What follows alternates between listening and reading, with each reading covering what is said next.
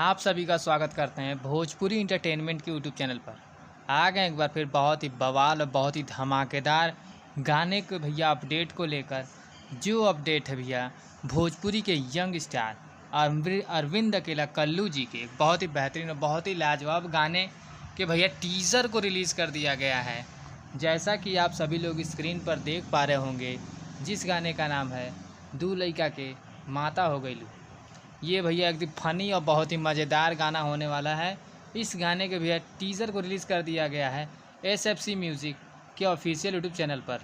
और इस बेहतरीन और लाजवाब गाने को भैया गाया है अरविंद अकेला कल्लू जी ने और उनका साथ दिया है खुशी कक्कर जी ने। वहीं पर इस गाने में फीचरिंग करते हुए नजर आ जाएंगी रक्षा गुप्ता जी।